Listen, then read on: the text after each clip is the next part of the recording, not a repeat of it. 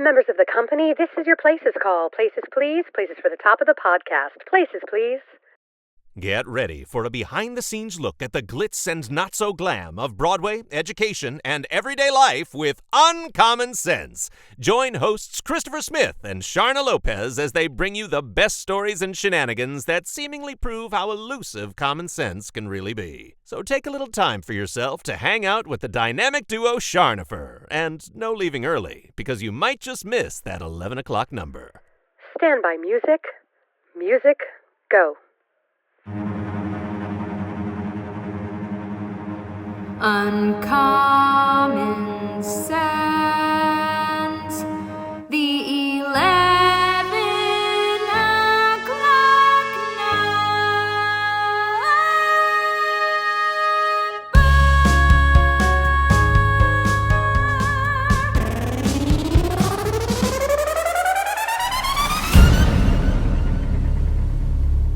And we are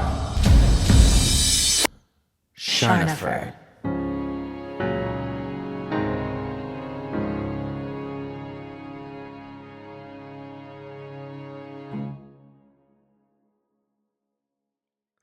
You missed it. I know. You didn't give me my countdown. I know. I was distracted. My brain was thinking about other things. We have a guest today, so get it together, okay? That's why I was distracted, Sharna. I think we should just jump right in, though, Christopher, because normally we do like a little banter, but since we have a special guest today, do you want to introduce our special guest? Yes, our special guest, Sharna and I have known for 5 years, 25 years, 35 Longer years. than that. It's about 7 years. It's about 7 years, I think. I actually don't know 100%, but we're doing well. We're doing well. I didn't do a whole timeline before we started, but our guest is a former student of ours who is now living in New York, living the life, and we're going to hear all about it today. But her name is Emily Baggerly. She has arrived. Emily Baggerly, Emily Baggerly, Emily Baggerly. Okay, Sharna, now that's out in the world. So I now love we're gonna it. have to That's tell such that a story. great warm up. You're going to have to tell the story because I just learned it today, but now I'm going to be using it in classes and or in shows. Right. But yes, we have the lovely Emily Baggerly here with us today. And we chatted a bit before. Just so good to see your face again, Emily. And thank you so much for being on our show today. We're excited to just kind of chat with you and catch up and hear all the amazing things that you're doing. So thank you for joining us. Thank you for having me. I'm so excited to see you guys again. Yay! I know. So, okay, see, this is what happens. I told Christopher beforehand, Christopher, you should take the lead on this. And then here I am just asking 95 questions. But I want to jump in because, Emily, what year did you graduate from OSHA? Oh, I was class of 2019. Okay, so right before COVID. Yeah, I had my first semester of college, and then second semester is when everything shut down. Yeah, we were watching some clips of her performing and singing prior to jumping on here today, and we're commending her on her beautiful voice and her lovely performances. And she said, "Oh, that second clip, I wasn't even singing. My gosh, I was lip singing because it was during COVID, which is so crazy. It feels like a lifetime ago." And thank goodness. I remember you got to kind of at least have your high school experiences fully intact. Yes. While you were at OSHA with us. Yes, I got my high school experience fully intact. I will say though, our senior prom, it started raining and then somebody spilled their drink on the DJ equipment and it was over at 9:30 p.m. So no. I'm not sure if that counts. Wait, how did I never hear that story? That's crazy. It was crazy. But honestly, all I cared about was wearing a pretty dress. So I got my prom. I got the photos. That's right. And that's it. You know what I mean? Like, I loved high school dances too, and the memories. But I think being a theater kid or a kid who's involved in that kind of stuff, you sort of have all these different parties and things and a lot going on that prom is just another one of those, except you get to be in a pretty dress. So you checked that box. You got to wear the dress. Yeah. That's awesome. What color was your dress, Emily? Oh gosh. It's okay if you don't remember. Oh, it was blue, like kind of like a sea green blue. And Okay. I'm just picturing, I have a photo of me and Alyssa Carroll doing like the Titanic pose. And that's how I'm remembering what we looked like. She's another one that we've wanted to get on here. We might have to. Yeah. That would have been gosh, fun to yeah. have you both together. I Maybe we'll have to know. do like a circle back and have you both on. Oh my gosh, that would be fun. so fun. Yeah, Alyssa's killing it. Alyssa That- just announced that she's going on the Back to the Future first national I tour. know. Oh, good for Yeah. her. So That's so exciting. awesome. Mhm. Well, Yeah, since we're we'll have going to do that. I'm going to put that in my notes. since we're going to see that, Sharna, since we just did the Segerstrom season episode last week, we'll have to go see Alyssa know. in Back to the Future. Yes. Have you seen that show, Emily? Have you seen Back to the Future? I have not. Honestly, especially right now, there's so much on Broadway, and Yeah. tickets are so expensive that one's a little Yep. bit towards. I have a few more that I'm waiting to get before that one, but What are Okay. your like top right now? I just heard that Limpika is amazing. So Oh, my friend yeah. Eden is in it. Shout out to Eden Espinoza. We love you.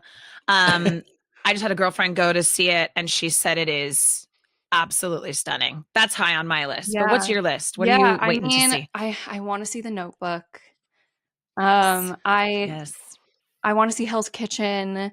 I Okay. just saw Suffs, and it Okay. And it was so good. It was honestly just like every part of it was what, like, the Broadway that I want to be in, in terms of Yeah. just like the casting. It was almost everyone had a Broadway debut. oh, It love was that. awesome. It was awesome. And all women or non-binary people on stage the whole time. Yeah. And it was a female empowerment like story. Like, well, it's true. It's a true story. It's about suffrage, but Yeah. women's rights suffrage. But yeah, it was awesome. I Yeah. love That's that. so cool. I love that. Mm-hmm. Well, let's go. Can we go back to your journey and kind of how you ended up? You don't Yeah. have to go from like Emily was born on this day, but like maybe just even from out of OSHA.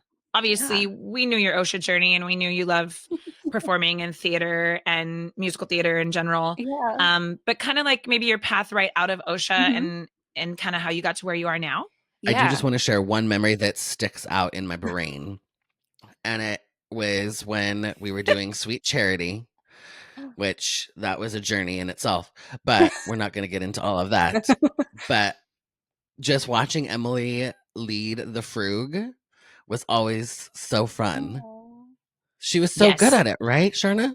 Yes. You probably remember. Well, I will share a memory too. So I think we have so many students that come through our school. And I think with musical theater in particular, students sort of normally gravitate toward one area, right? Like I'm an actress or I'm a vocalist. I really excel in voice, or I'm a dancer. Something I always remember about you was like, well, Emily could do it all. And I loved that. I always knew like, oh, if we put her in the front for this part of choreography, she'll be a leader and know what she's doing and be fierce. But we can give her all the harmony and she can sing it, or, Ding dong. And I do remember that about you. And that's something special. It really is. Because oftentimes kids and adults have to really work at certain areas. And I'm sure you put in tons of work, but I just remember you always being a really well-rounded performer. That's so kind. And she's always so nice. Like always. Which That's is not like true the for fourth everybody. part, right? She can sing, Yeah. dance, act, and she's an awesome human. Guys, that's so nice. Oh my gosh. Yeah. Okay, It so was- anyway, tell us. Oh, sorry. No, you're good. I was going to tell my story. Yeah, tell it. My story. it. So, I guess I'll just say this: before OSHA, I was a ballerina. I was a bunhead. I went to the ABT summer intensive. I went to Boston Ballet. Like, did that whole thing. And then I saw Newsies on Broadway when I was in New York for ballet in like 8th grade, and I was like, oh, that looks like so much more fun. And so I auditioned for OSHA, but it's really funny. I took my first acting class, and it was with Wendy Tabisca's son. And I remember them being like, I don't know if she has it in her, like, because I wasn't good. Like, I could not act. But I wanted it so bad that somehow, like, I just flipped a switch and was able to like go. And OSHA was very fun. It was wild. It was crazy. It was overwhelming. But I do have a lot of good memories associated with it. And also, like, so many people have made it to New York from OSHA. Yeah. Like, it is, especially my class. Like, it is, I really want I know, to currently OSHA is killing it. Yeah. I mean, especially right around like your class, I think the year before and even the year after is like all of these students in that time are, I mean, like you walk down the street and I think in any other theater, it's like there's at least one OSHA grad in there. Yeah, it is so cool. It is so cool that all of us like got here, you know? Yeah. But then, so I went to Otterbein University for my BFA in musical theater with a minor in dance. And my college audition process was crazy and hard. And I actually only got into Otterbein. But, and I was like, I know, I was like the waitlist queen, but I only got into Otterbein. But I am so thankful that the universe was just like, you're going here. Because it was just the best experience of my life. And Otterbein was so good at letting us be ourselves and grow as we are versus like trying to make us into something to like put out into the world. Yeah, it was awesome. Emily, I'm going to interject for 1 second. I think what you just said is so, because now that you've graduated and you're out in the world and recently graduated, right? I often tell our students exactly what you just said. Like, you're going to land where you're supposed to be. You are going to grow wherever you're planted. And I think especially right now, and I know a lot of our students listen, but even if you're not one of our students and you're kind of going through this right now, a lot of college acceptances are being put out right now. Right. You know, and I think it's so, like you said, you're the waitlist queen, right? It's so interesting to have been in that position. Like, oh my gosh, is this the right choice? What am I going to be doing? To now flash forward. And you are so grateful for that experience. And you did feel like you ended up where you're meant to be. So all of our juniors and seniors who are out there right now losing their minds, Emily's a good example. Yeah. So tell us more about Otterbein. Yeah. Tell us more about the school. I don't know that school very well. Yeah. Otterbein is like a little old school in Westerville, Ohio. And honestly, I was really nervous because I was like, I've lived in California my whole life. I was like, I'm going to the middle of nowhere. like I was like, no. But it actually is like the cutest little town, and Columbus has an awesome art scene. And Otterbein it's just like such a little gem. It's such a little gem. All of the professors care so much. And yeah, it was just the best. Obviously, like my class, I really lucked out, I think, because my class had a lot of our core training during COVID. I remember learning how to do an Irish accent by myself in my room. Like, I have recordings on my phone. I'm not sure I can do an Irish accent now, but it was still like my class at one time. I could at one time.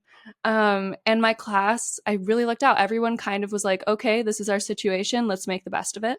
Because I know there were other classes that didn't necessarily have didn't have that flexibility within them. But yeah, the clip on my voice reel that you guys were talking about is from we did during COVID. They were like, what, we can't do a show. So we did a kind of like a little movie with Kurt Vile, a song cycle. It's called Into a Lamplit Room. And it was so funny. Because, and I learned a lot about like audio and stuff because they gave us microphones, headphones, and all this stuff, and they spread us out in the auditorium, and we did our harmonies just hearing through like the audio with each other. We couldn't hear anything. Pre-recorded, and then they would put us on stage. We were only unmasked if we were by ourselves. But yeah, I was lip syncing. The lip sync battle prepared me. Actually, I never did that, but I watched it a lot. It's so funny. And if you watch the video, I am breathing like when I'm speaking because I'm not making any sound. So I'm going to go back and watch it after this because I was watching it and I was just like, oh my gosh, what is this song? And I just, her voice is so beautiful. I wasn't paying attention to your breathing.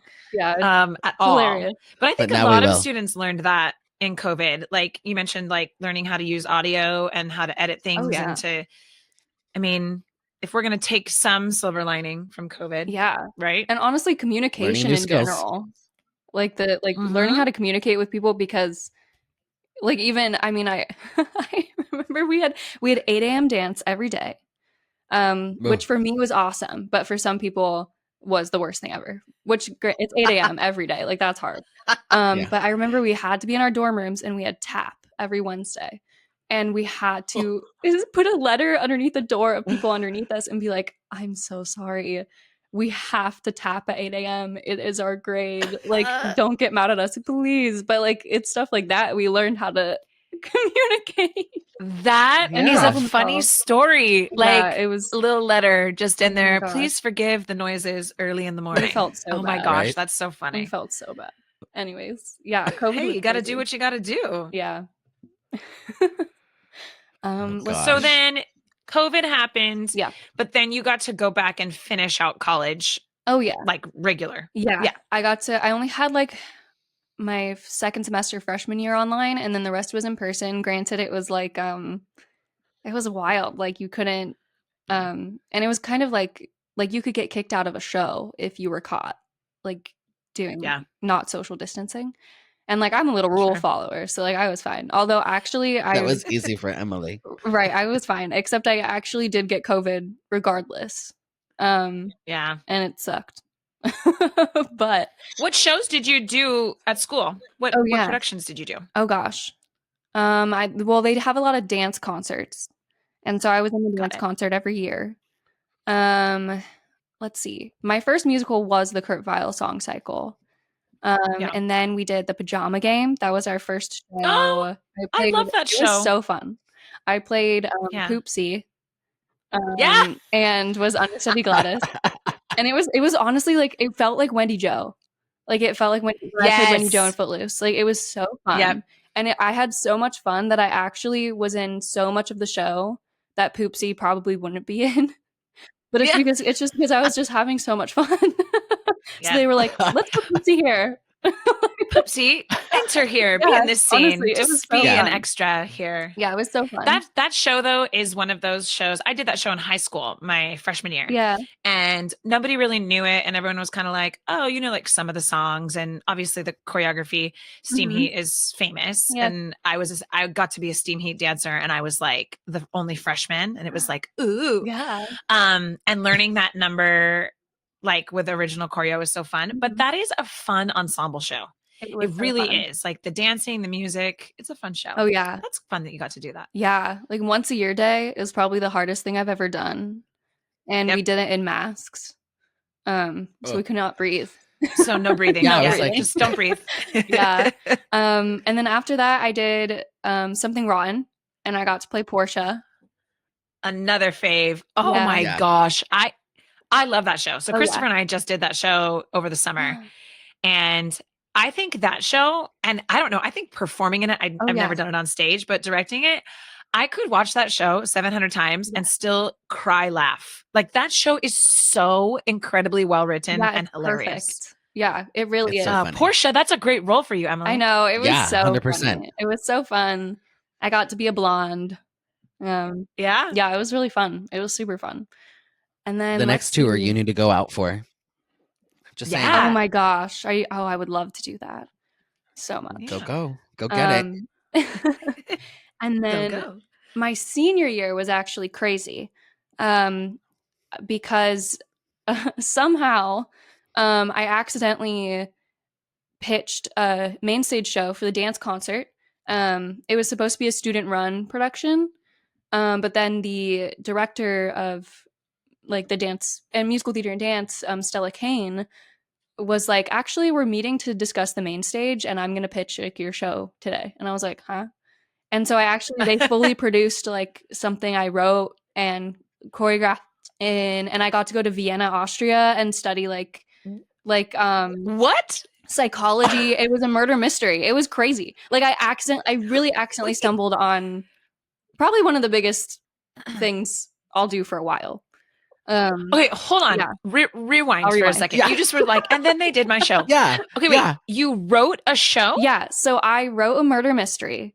And it was Just fully- because one day you were like, I have some free time? Like, No. what in the world? So, okay.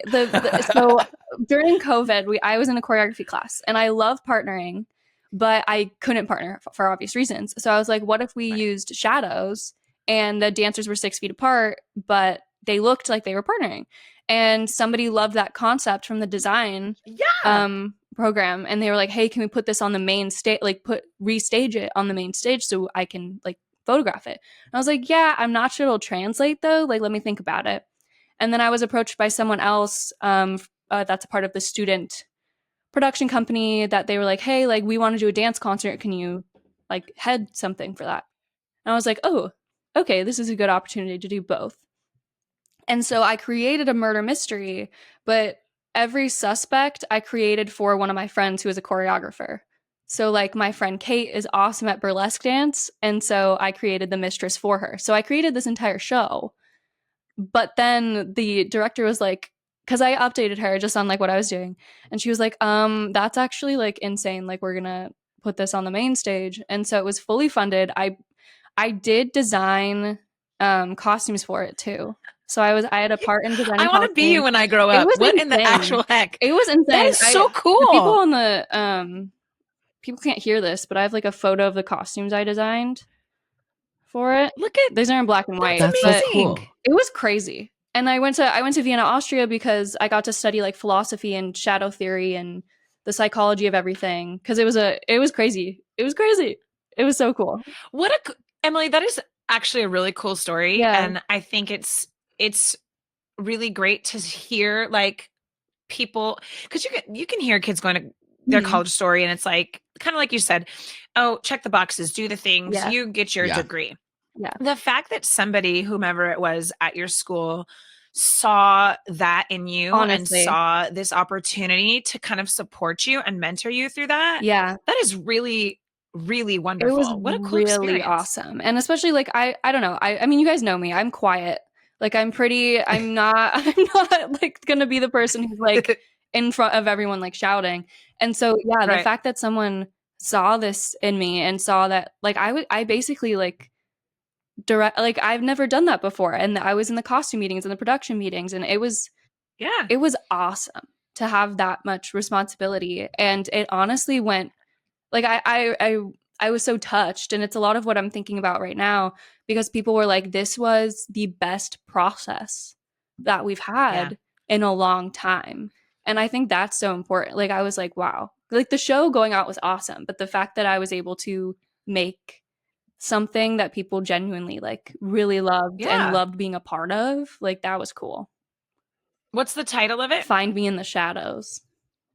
Find Me in the Shadows. It is a very cool concept. Yeah, it was. I'm kind of obsessed. Yeah, I know. I was really nervous because writing a murder mystery is like really scary because it has to be really good or else it's really bad. There's not really any room for error. But thankfully, it was also really funny because we have a lot of like older patrons, and it was really funny hearing them talk about it after they left and their theories. And it was actually cool. Like people would bring people back, like they would come see it multiple times. It was cool. Oh my gosh. Congratulations on that. That's amazing. Yeah, it was awesome. What a way to end your college time as well. Yeah. Like go out with a bang. Yeah. And then that's awesome. And during that, they were doing a little night music, and somebody dropped out and they needed a swing. And they were like, Emily, we know you're doing a lot, but do you want to learn all of the female harmony parts in a little night music? Sure. And you said, yes, I will. Yeah, I said yes, and then was scared for my life. But that's a hard show. Yeah, it was crazy. That's a really I actually really like that show. And when I was little, I played the little girl. And I was like super young, and I remember my mom having to like explain certain things to me in that show when you're like 8, Yeah. But the music in that show, I think it's one of those like a sleeper show that not a lot of people do. And the music is beautiful. Yeah, it's so gorgeous. Yeah. I definitely like one of my bucket lists as a director is to do a little night music set in Calabasas. like a Kardashians version of A Little Night I am Music. really obsessed with you today. I love it because I think like these are the brains that we need out in the universe. Oh my doing God. Yeah. cool things, like changing things up. Just last night, so Emily at OSHA right now, Integrated Arts is doing A Midsummer Night's Dream. Oh yeah. And I was just at our tech rehearsal, and the director has set it in the 90s, in 1996. And I love when So people think outside the box, when they do things differently. And that Yeah. Little Night Music in Calabasas, come on now. So Yeah. funny. I would see that. I would be in the front row. Yeah. That is so that's a very funny. cool idea. So fun. Sharna, Kind of what like- if we fly Emily to do it at Wireless Players and she directs my the Little God. Night I mean, Music? don't ask I me would twice. Come on actually down. die. That would be so fun. But that's the kind of stuff that I think we need is thinking outside the box and being able to, especially some of these shows that have been around for a long time. Yeah. Something we're running into, Emily, and I feel like your age, I talk to a lot of people your age where I'm like, you are like the sweet spot. I think your generation is a really Yeah. good sweet spot. A lot of our younger students now, they don't know that musical theater existed before like 2015. You know, like they want to do Yeah. Heathers and they want to do Mean Girls and they want to do Wicked and Right. Dear Evan Hansen. And if we're not doing those things, then musical theater doesn't exist. Mm. And so I think finding ways to make some of these older shows, I don't want to say more interesting. I personally think they are interesting and they're full of, you know, wonderful music Yeah. and story, but to find different ways to approach it, I love Yeah. that. That might help this younger generation too. Yeah. Make it more relatable. Yeah, for sure. Yeah. So then you graduate after just having your show produced and being awesome. And then how did you move on from there? Yeah. So then I graduated. How did I move on from there? I Then you became an adult and you're Yeah. like, and then the world honestly, is crazy. honestly, oh my gosh, yeah, so much has happened in the past. Well, first of all, I had kind of like, it was my first time not being graded for what I was doing, and again, I'm a rule follower, so I really was like, oh, I have like full control over everything that I'm doing. And so it was kind of like a year of like a lot of self-reflection on what I actually want to be a part of, what I actually want to do, especially because like I've been in training since I was like 3, like intense training. Yeah. Yeah. So it was just a lot of, just like self-reflection. I joined the Verdon Fosse Legacy. I participated. I wish I created it. No, I participated in their professional training program. And I'm doing it again this summer, but it's really cool because I now know over 20 original Fosse rep pieces. So yeah, I know like the original Steam Heat. Can you please just come back here and live next to us so I can have you teach all this stuff? Oh my So gosh. if you are part of that Yeah. and you've taken those courses, are you allowed to teach them in No. workshops or master classes? You're not. Usually not. I'm sure. Well, so I don't know exactly because this is all very new. I think the point is Okay. that they're training my generation to be able to be proteges who then go on to restage stuff. Mhm. But it is really cool because even though I can't like necessarily teach like original choreography, it's really cool to know the technique of it and what you can find in multiple pieces. And also just like really understanding, I don't know, like how to drop into it because it is so different than any dance style I've ever done. And it's so acting. It's my favorite dance style. Like hands down, my favorite dance style. Yeah. So unique and so different and so interesting. And I've choreographed a handful of shows originally, you know, done with Fosse choreo. Yeah. And I find it to be one of the most difficult, especially for people who are trained dancers. Oh yeah. Usually my trained dancers have the hardest time doing Fosse choreo.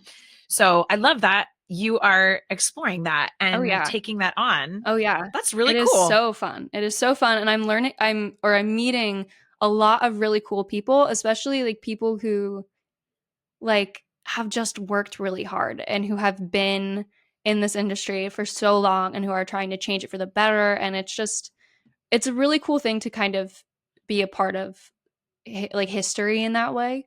Yeah. And let's see. I mean, I'm getting my intimacy certification. Okay. I just Great. went to the University of Evansville to intimacy direct a new play. And that was crazy. That was my first like professional gig as an intimacy director. Yeah. That's exciting. How was that? How was that experience? It was crazy. It was crazy. It was really fun.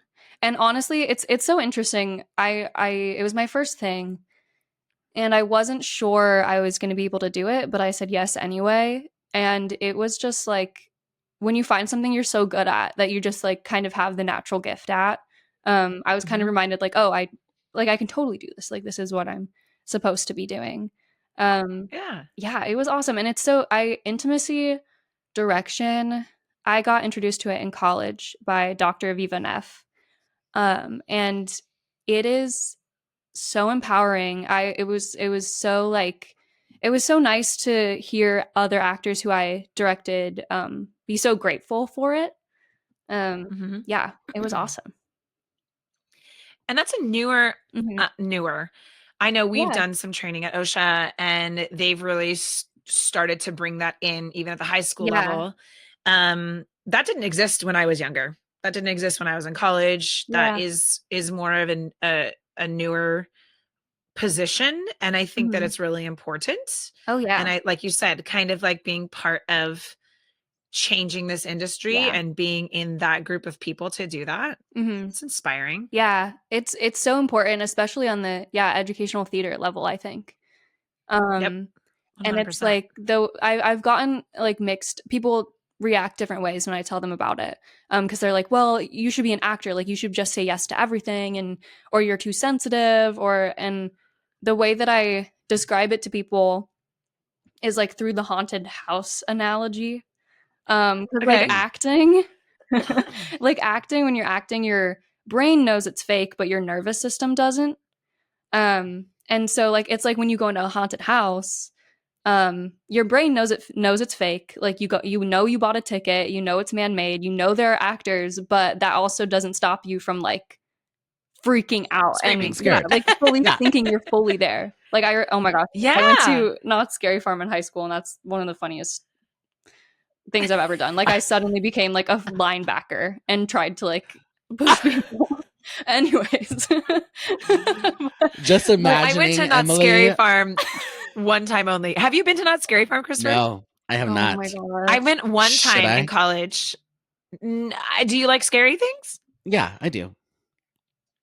So I liked scary things until I went to Not Scary Farm, and I was like, "This is a new level." Yeah. Like there's these guys or girls, whomever, creatures that slide out of like the bushes or wherever. They have like things on their knees where they can just like jump out and slide in front of you. And that happened. And I think I choked on whatever I was eating as well as peed my pants at the same time. And I was like, no, thank you. That was the first part. And then somebody was dressed as like a demonic pig. Okay. And they were so close to me, behind me, with their scary, snorty face here. And I was like, I quit the play. I don't want to do this anymore. One of those demonic pigs chased me with a chainsaw. Yeah, see? It was horrible. It was so bad. And of course, like I'm in high school doing it. So there's all the high school, like, I don't know, social politics. And so I was going with one person, and they like promised. The only reason why I went is because they promised they would stay with me. And then of course, like, do you want to call him out? Do you want to call him out? I totally could, because I've told the story a lot. I was supposed to go with Logan Gould. Logan Gould. Oh, Logan.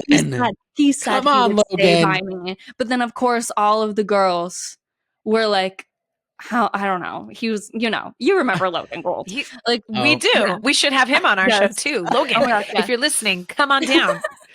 So he disappeared. And then I was like by myself in the fog and with the clowns. And it's and that's Christopher, that's what's scary is you're walking and you can't see anything. No. Because they have all this fog, and then crazy creature jumps out here, and then it's not just like in the mazes. It's literally through the whole park. There's scare zones. Yeah, and I knew that it was everywhere. I think that they would have to sign a release waiver for me to come in the park because one of Yeah. those slidey guys might get kicked in the head. Oh yeah. That Well, just and might that's happen. honestly Yeah. like the reactions, Right, like Yeah. people, you have to be careful because, and to your point, Yeah. Emily, you know it's fake. I know it's fake, but and yet your body Oh is my like, gosh. please don't kill me, demonic Yeah. pig. Yeah, no, even though I know really- you're just I like really Joe from Fullerton, like. Now, to Yeah. play the devil's advocate, Emily, what if maybe Logan didn't disappear on you? Maybe the demonic pig got him and took him to So- his evil lair. You know what? So true. There's also just the possibility that I just got lost in the fog. And there's a We will possibility chalk it I up just ran to away and then was lost. One of those. Oh my Yeah. gosh. Yeah, it was crazy. But Demonic anyway, pig abduction. But anyway, back to intimacy training and intimacy direction. That's the whole thing, is like you don't know. Like your nervous system doesn't know. And so Yeah. you actually can get way bigger, more risk-taking performances if the actors are aware that there are boundaries set up, safety boundaries that are set up. Yeah. And so that's why I really love it. And it's so close to dance. It's choreography. So yeah. So is that something that you think you want to pursue more? Yeah. And that maybe you want to explore that a bit more and get some more of that under your belt? Oh yeah, I definitely think I like doing it for stage. I don't think I'll ever do it for screen. I mean, I guess I'll never say never, but I Right. really love the stage version. I also am just really like I would love to be able to like teach workshops. And like when I was in high school, I was the queen of the California thespians. And That's right. and I just really I love theater education. And I'm not sure teaching is for me, but dropping in and doing workshops and still being a part of that, I think would be really fun. Yeah. Yeah. That's Yeah. awesome. So you are had in mentioned New York now? Yes. Oh, go ahead, Christopher. I'll let you talk because I never let you talk. I know. I have to wedge in with a full 2x4. I'm like, Sorry. it's okay. Sorry. Always forgiven. So the question was going to be, you had mentioned that you like the stage version more than the film version. Mhm. And would you be able to elaborate a little bit on what that difference is and maybe why you prefer the stage version? Yeah. I mean, for me, so I've never worked in the film version, but it is a lot. To me, it's a lot. It seems like it's a lot more intimate.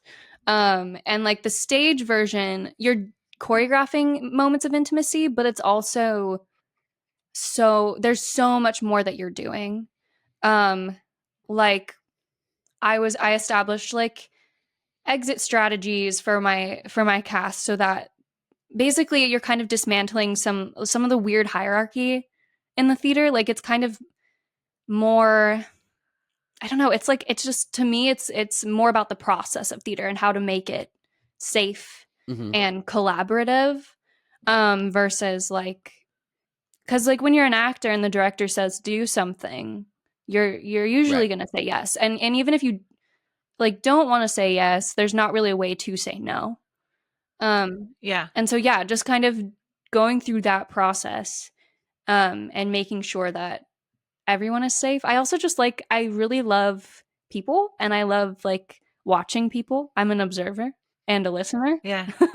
And it took me a long time to realize those were my strengths, or that they were strengths in a way. Yeah. I love that. Yes, Emily, they are strengths. Yeah. That's awesome. Yeah. I mean, especially and that totally tracks. Oh yeah. Oh my gosh, yes. Yeah. Yeah. Can I ask you a question? Yeah. So I love that I had no idea that this was sort of it's the intimacy training direction whole thing. I had no idea that was something you were into and involved in and interested in. As a director of youth theater, adult theater, whatever it may be, obviously we do a lot with teenagers at OSHA and youth theater, and I run a company. Yeah. As a director, what would be advice to me? Things that maybe I could look for or work on or be aware of, in particular, because like I said, growing up and doing theater and all of my training, none of that was ever discussed. Right. Yeah. So what would be maybe some big like umbrella ideas or things like big. Now I'm like having Emily train me. I should pay you. No, this was an awesome question. I love talking about this. I think like one of the biggest things is when you release the casting breakdown, if there's a moment of intimacy, probably whether it's like actual intimacy or like, you know, part of the fight choreography, whatever, like if there's something that's non-negotiable. Because like, for example, if you're doing Spring Awakening and your Venla, like you want them to be topless on stage and that's non-negotiable, like that should be a part of the audition breakdown. So actors who don't really want to do that can be like, okay, like that's not for me. Like, you know, I'll audition for XYZ instead. But then that's a pretty simple thing. But I guess maybe a lot of people don't think about that. Right. And like any like maybe harder themes of a show that a character might have to go through often, like, you know, Bright Star, like the main woman in that, like, you know, loss of a child, like stuff like that. That's could be something that people have gone through. And then also just like when you're... Did you know we were doing Bright Star right now, Emily? You are? That's my favorite. That is my favorite show. You know, I think I did know actually because I remember the season announcement and being like, so close to when I could have done it. Dang it. Yeah, they open Thursday, this right? Weekend, You guys open Thursday? Oh, I love Bright Star. I love that show. It's my favorite. Oh, but yeah. Maybe I'll take some video for you and send it to you. Oh, yes, please. Oh my gosh. And like talk about like women on stage. Like that is a bucket list character for a woman. Yeah. Like it is so good. All of them are so good. I've never seen it. So I'm going this weekend and I've never seen it. I'm very excited. Bring your tissues. It is so good. I cried at Honk last weekend. So if I'm crying at Honk the musical, we're in for it. You got it. Yeah, definitely.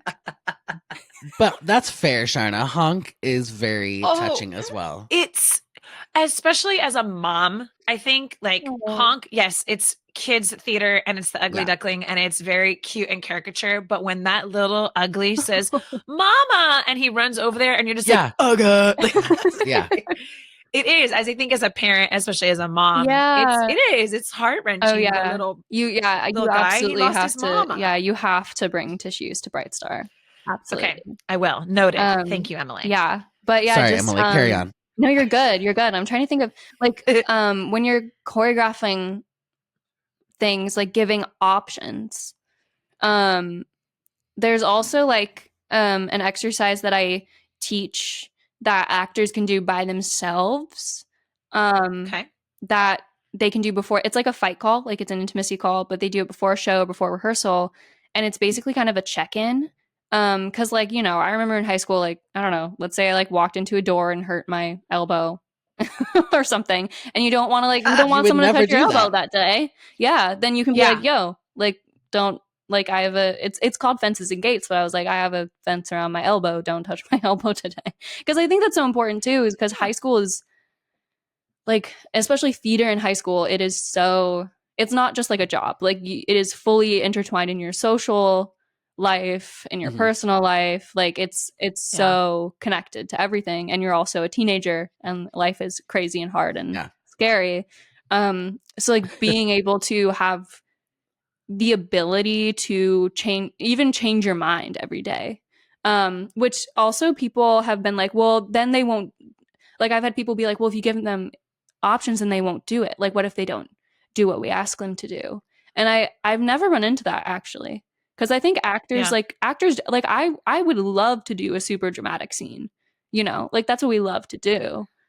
And so it's another way to kind of empower actors. I think as a director, I think maybe my, not concern, but a challenge might be something that I really like my students to understand is like locking in what you do. So one of my favorite speeches that Christopher's heard so many times is always on the second show night at Green Room. And the kids are always like, okay, Mrs. Lopez, we've heard this a million times. But I always tell them like, your show Mhm. is your show, and it's set and it's solid and it's the way it is because we've worked together as a creative team and a cast Yeah. to create this show. Yeah. So when your grandma came last night and saw you after the show and said, "Oh, that part was really funny, but it'd be funnier if you did this," or Yeah. if the audience laughed or the audience applauded, and you now are going to be like more indulgent in this part, you are doing a disservice to Mhm. our show that we have set and locked in, right? Yeah. So I think in that moment of like, hey, today I don't feel like doing this, or I am feeling uncomfortable, or I'm Right. injured or whatnot, I think that I think discussing it, obviously, Yeah. but there Yeah. is something, especially with young people, Oh, in yeah. I think teaching them to like lock it in, because Yeah. some of them are hooligans. Oh, yeah. And I love me a hooligan. But they'll just start making choices. And Christopher and I always sit in the audience and we're like, oh, that was a choice. Oh, that we've never seen before. Oh my Right? God. Right. Let's just, great, we're going to do this instead, you know? Yeah. And they'll just sort of go rogue. No, What's yeah, happening? absolutely. I mean, yeah, it's the thing that is helpful to me for those situations, I think, is I separate the choreography from the objective of the scene. Okay. And really it's only usually it's between two actors on a stage. So it's not the entire ensemble. Granted, they should know, Right. like, you know, don't touch someone if they, you know, you don't have Right. permission. But like usually it just has to do with like maybe instead of touching a shoulder, touch the arm. Like it's very, very just, it's kind of clinical in a way. Like it's just Sure. choreography. Yeah. But yeah, that is like, oh, actually, I'll tell. She's like, you are so cute. You're like, I'm going to tell Should I? it. Yeah, I don't know. But I've witnessed, mind. like, never mind. Just, I remember, like, a lot of times, particularly, usually, male presenting actors will just go for it. Like they will improv and they will, like, I've been like picked up and thrown and, you know, or like improv kiss or, you know, and it's especially in high school, like people are like, woohoo, Let's do this. Yeah. And you're like, hold and on. it is, yeah, dangerous. But it's also like, I think it's important to have an intimacy director in educational theater, especially because when I was in high school, some stuff I didn't know was weird until I grew up. You know? Yeah. Well, and So that's I kind of think where having I was someone- going with this is like, I Yeah. think there's a space for a person to do that. Like we are not trained fully. We had a couple, were you in that training, Yeah. Christopher? The one Mhm. training? Yeah. I was. But I feel like it's definitely an area we should explore more and have a bit more support in, for sure. Yeah. It's pretty cool. So I just are wanted to you're circle living back in to New one York? thing you You're in the said, city? Emily, with Again. I know. I mean, I was gonna go to that question next, honestly, Christopher, but I just It's wanted all to you. make It's one more. all you right now. Yeah. I just wanted to make one sort of comment, I guess, because you were talking about the fact that people were concerned that people would not do things if you limit them or you put up so many boundaries or whatever.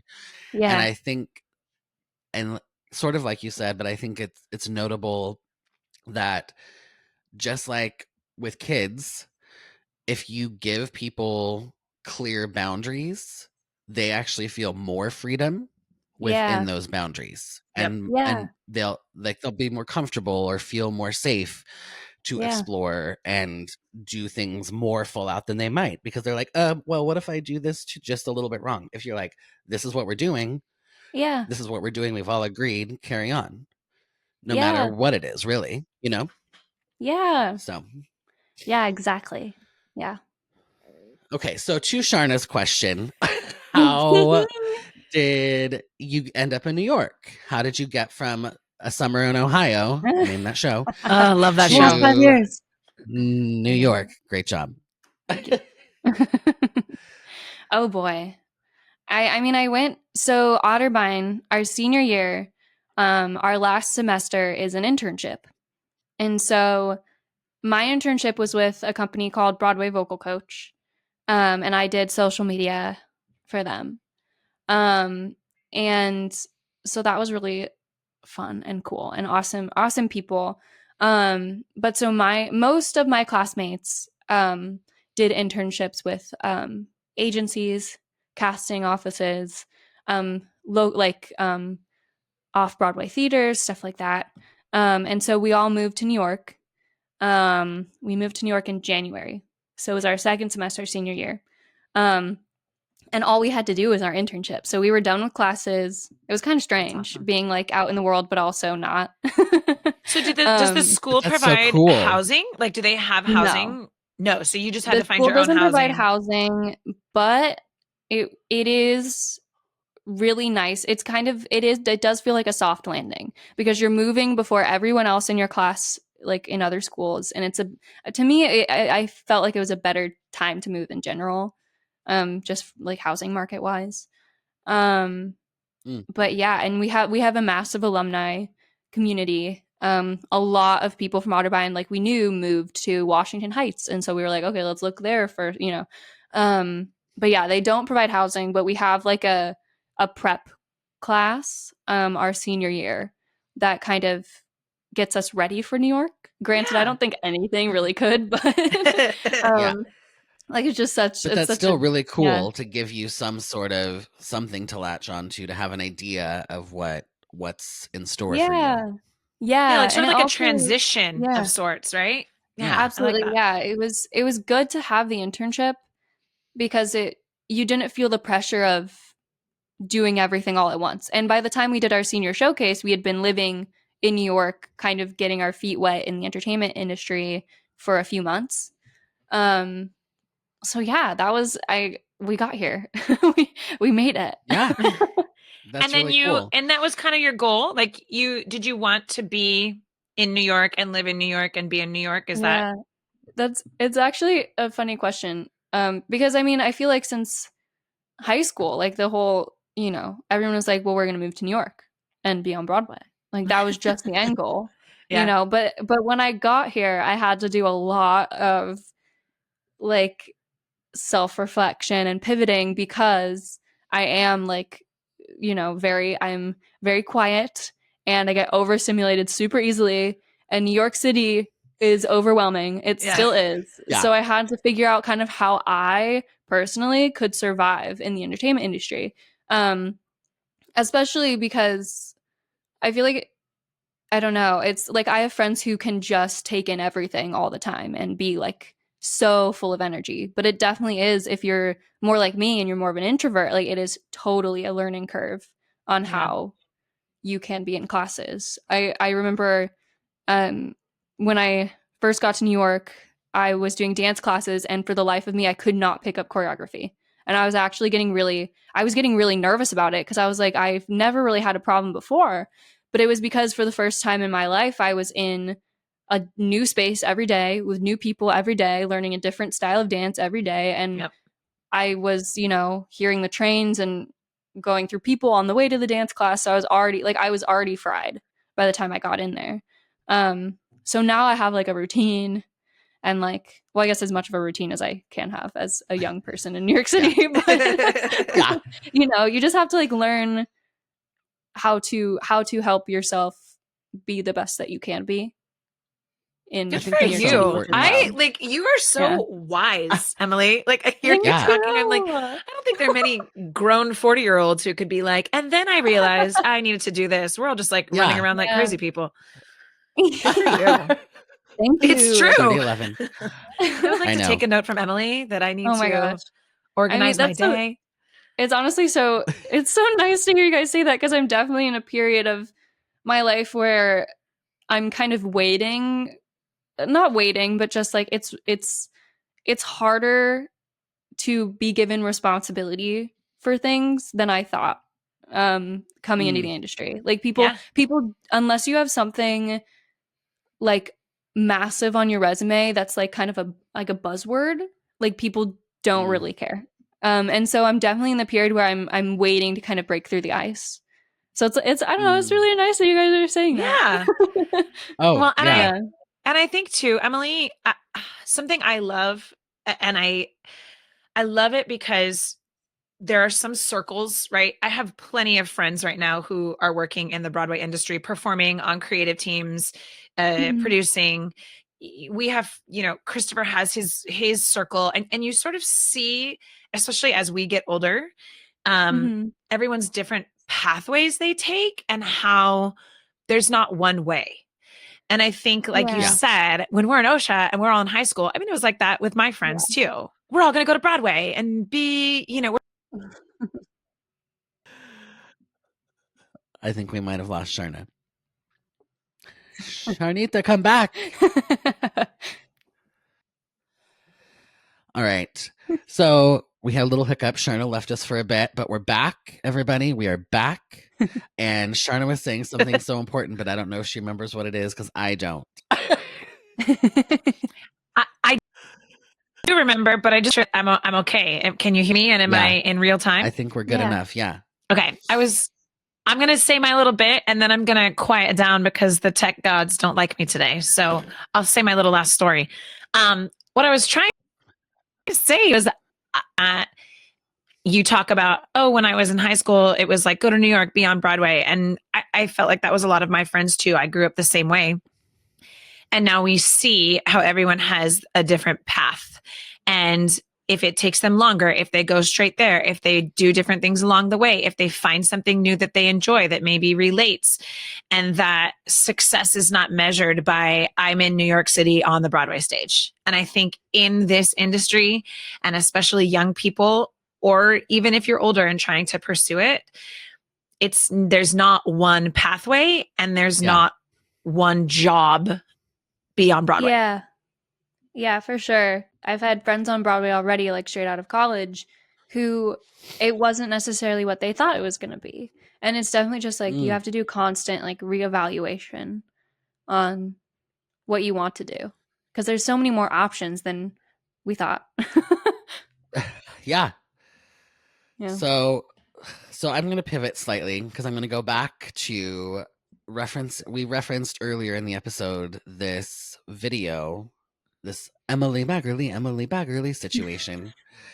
And we were going to come and explain it. So a little background for all of our Charnophanz. I was playing / in being on stage. That's what I mean by in. I was playing for production of Sweeney Todd in Pasadena. And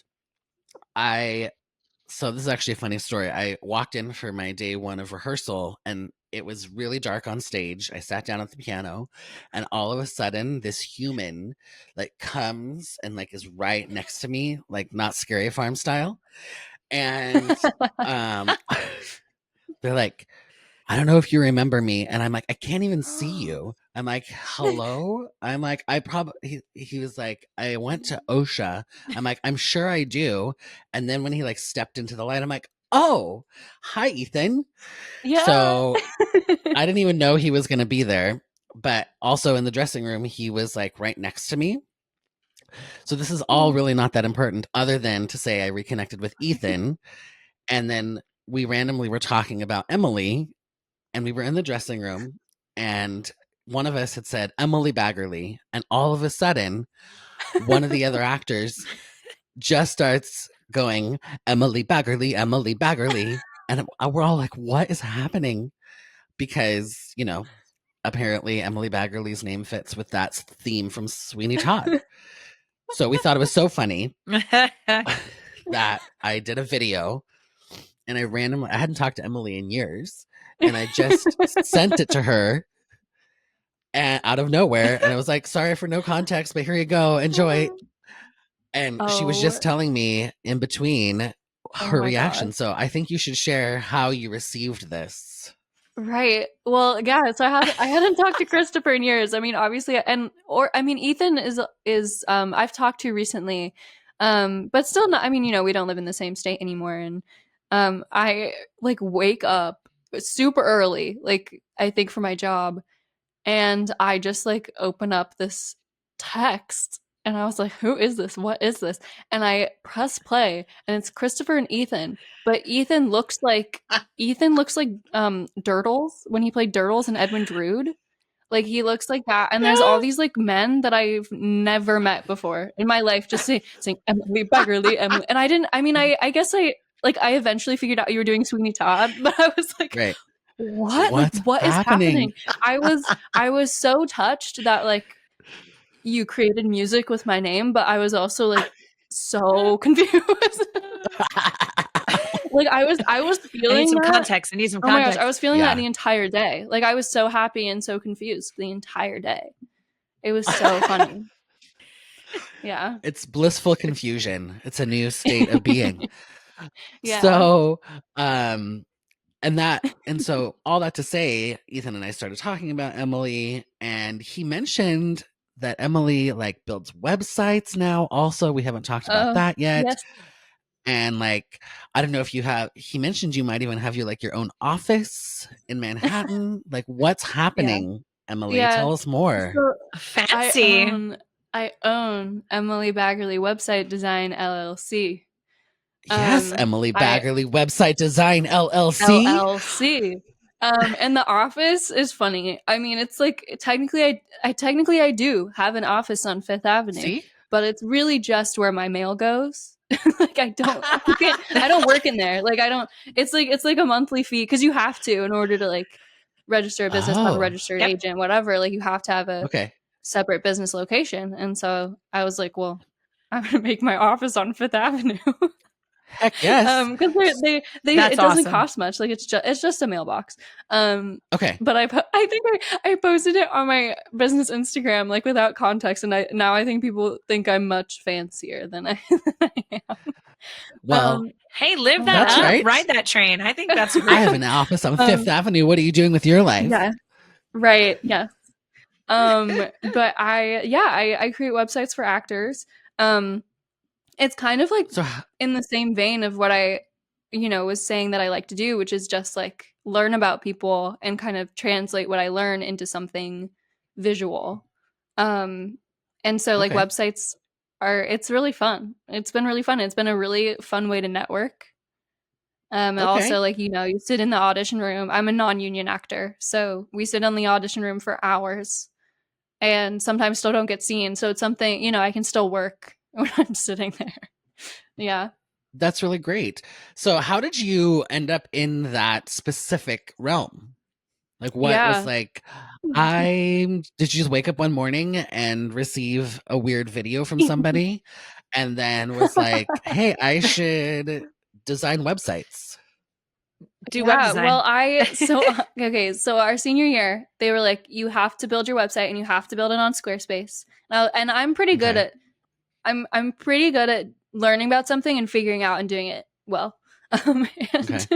I was trying my hardest, and I literally like my website looked like it was made by a kindergartner.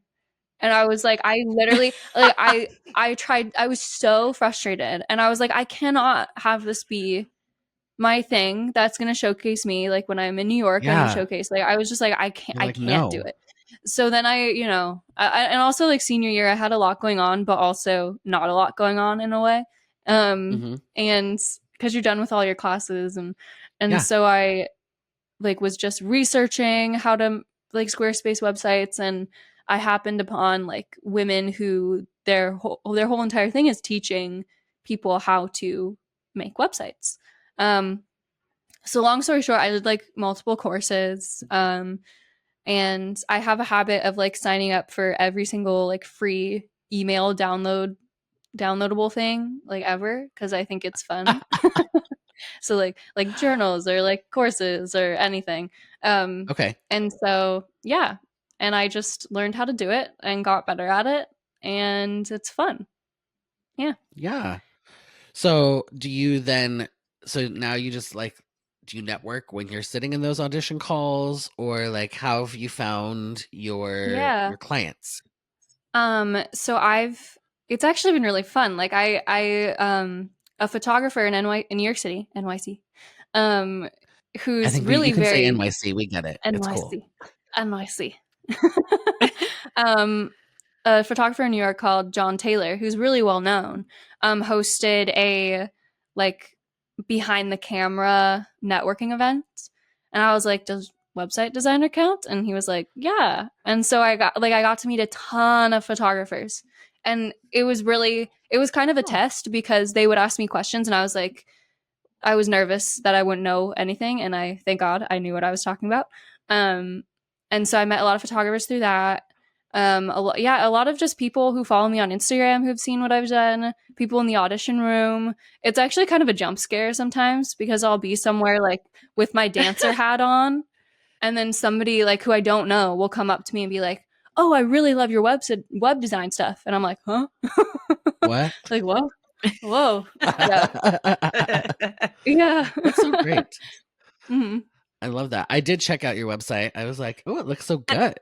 Yeah. Not. Oh, can I hear? Am I like live again? I'm in real time. You're in real time, Charna. I think honestly, Emily, one of the things that's really challenging for performers and people who want to perform and do auditions and be in that realm is finding something else that they can do in the meantime. Because as we know, regardless if you've had a million, I mean, my sister's in this business and has been for years, and it can be right now she's got shows booked for the next 2.5 years or 2 years. Yeah. But then there's times where it's like, I don't know what my next show is going to be. And having something like your web design business is really, you're really fortunate to have sort of locked that in early on, because it's a mobile business. You can work from home. You can do it in the room. You can, if you got on tour, if you got a show out of town, like being able to have that, that's a really wonderful gig to be able to use in conjunction with auditioning and performing. Yeah. And this is breaking news actually, but I received a grant. You're going to hear it here first, everyone. Breaking news. I received a grant I didn't think I would get from one of my favorite like fashion designers. Like I really was like, I'm not going to get this. Like I have a musical theater degree, and I got a grant. and so That's so cool. Yeah, and so I'm it's not going to happen for like a year probably, but I'm trademarking something. And I'm redesigning my business because I kind of want it to be like a hub of things that help actors. That's such a bad explanation. But you're trying to be like, give it all away. Yeah, we get it. We get it. Like website templates, like guides for like what you should know about the union, guides about like taxes, guides about like basically things that I'm learning right now that I think would be helpful to share. So it's like a how-to guide for actors. Yeah. Yeah. In a way that's like more grounded and like kind and gentle and not just like in your face, like this is what you should be doing. Which tracks with you, Emily, and your personality. I love that. Congratulations. That's amazing. Yeah. That's so cool. But I have to tell you about my other job. Okay. We're ready. So please. My other job is I'm an event facilitator for puppy yoga. Charna is dead. She had to go. I'm leaving. I'm leaving the podcast. Yep. I have wanted, Emily, I can't even, when is Charna ever lost for words? I have wanted to do puppy yoga, but I'm actually worried because I would just attack the puppies. I would not do any yoga.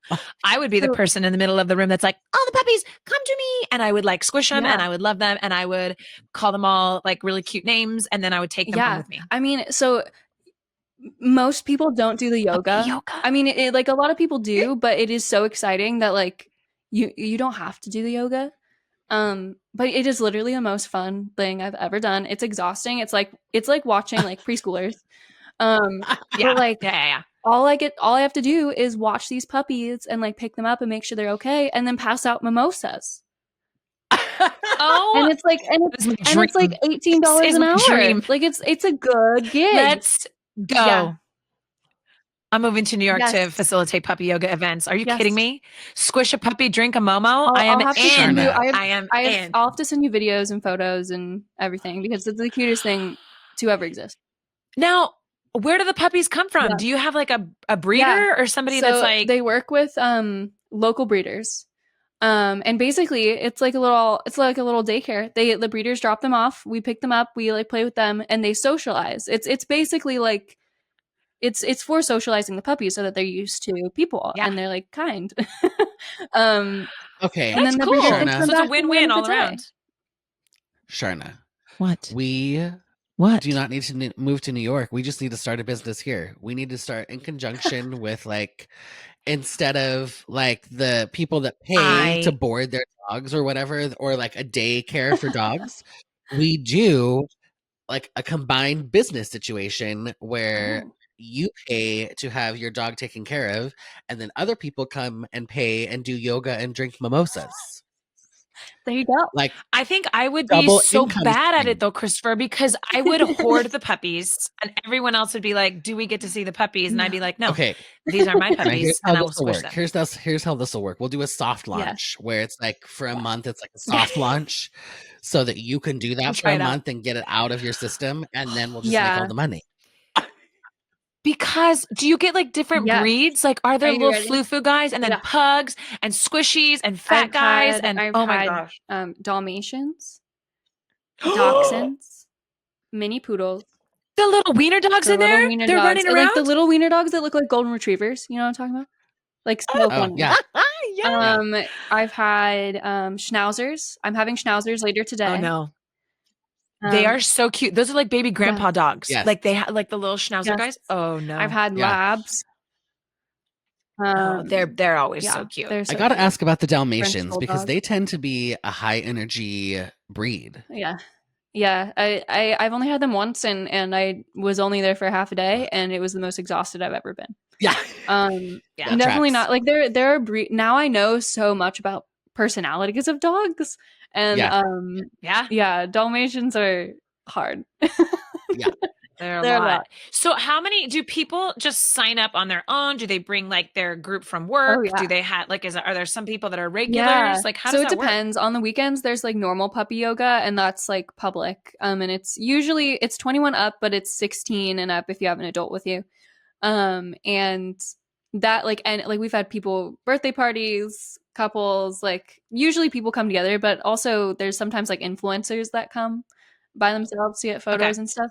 And then there's private events that are hosted like by big companies. I was in some like super insane accounting firm, like that had like a cafeteria, multiple levels, like insane security, like all these people with corporate jobs, and I was like, I'm in a whole different world, and I'm just sitting here with puppies. Like it was so strange. Oh my gosh. It was so strange. But yeah, I'm doing that later today. But like what's better than that? And you know, animals you see when dogs are grown and they use them for therapy and they use them like at my kids' school, they bring grown dogs in and they read to them. The kids read to the dogs. Because there's something calming about a dog. And even if the puppies are crazy, right? They're not as calm as the older dogs. There's still just something about animals that is has such a response on people. Yeah, and usually like people are like so grateful, and like so like there's so much just like dopamine in the air because everyone's so excited. It's cute. And then you hand them a mimosa, and they're like, "My life is perfected." Bottomless mimosas. Oh, we're here for it. Yeah. Although then I'd really be in trouble. Although honestly, the bartending part of my job, I don't like because my hands shake and people just watch you pour it. I don't like that part. Yeah. You're like, don't watch me. Don't watch me. Yeah. Oh gosh. Don't pay attention. Oh my gosh. Well, you're doing so much, Emily. I can't like, and good for you. I think it's really, and maybe you don't hear it enough, but I'll tell you again, like it is really impressive and it's really inspiring to see you sort of, and I love the insightfulness for being, you know, so young and just knowing like this is me and I'm reevaluating and I'm going to see what I want to do and what is good for me. And you're very smart. Thank you. So, I look forward to seeing your journey and where all of these things take you.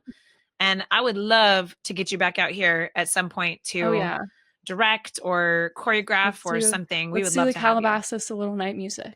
I'm so down for that. Seriously. Christopher's in. I love that. I love that. Hey, we're starting a new theater company that's going up next fall. Really? Community theater. So yeah. Wait, that's so exciting. Oh my gosh. Yeah. So Spotlight, Yeah. Yorba Spotlight that I've been a part of for years. We're starting a community theater program for adults. So we're gonna have Christopher and I. Our first show is gonna be All Shook Up Fun. in the fall, and that's gonna be our like inaugural show. It'll be really exciting. So yeah, we're hoping to get that off the ground and really like move forward with it and have a performance space and opportunity. We're partnering with the city of Yorba Linda, so we'll be using the Cultural Arts Center, and yeah, so it'd be awesome. great. Yay, congratulations. So we'll have to circle back with you and be like, come on out, please. direct, choreograph, bring the puppies, have a mimosa, bring the puppies. and then Don't bring the mimosas. We'll just get those out here. Sounds good. Oh my gosh. Well, Emily, is there anything else you want to add? We could literally apparently talk to you for 5 hours. So oh my gosh. I mean, it was like I didn't realize how much I've been doing. Like until I had to like say everything. But that's what we love about the show is having people on and being able to just talk and catch up, but also share all this with people who'll be listening. I will say we do need to get Alyssa Carroll and you on together. Gosh, that would be fun. So fun. Yeah. And maybe Logan if he's allowed. We'll bring him. I know Logan. He'll probably Logan is allowed mid show. Logan is allowed, but Logan has been doing like Logan's like signed by like a super fancy agent and like doing like Netflix shows and stuff. Okay, Logan, whatever. He's fancy. Well, still. He can still be our friend. He better still be our friend. Whatever, Logan Gould.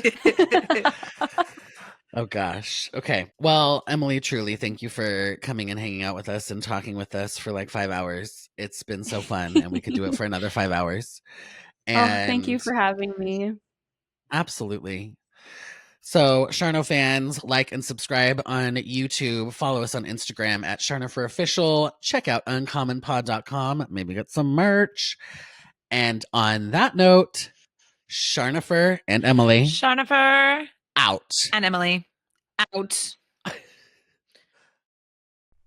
This concludes another episode of Uncommon Sense. If you're ready for more of this fresh, hilarious, and unique perspective on the world of entertainment, education, and life, be sure to subscribe right now to catch every episode. If you gasped, laughed out loud, or even snorted, share the show with your friends and aspiring entertainers because, let's be real, sharing is caring. For more Charnopher, tune in to their witty insights by checking out the website uncommonpod.com or connecting on social media. Tune in next week and get the real insider scoop on another episode of Uncommon Sense.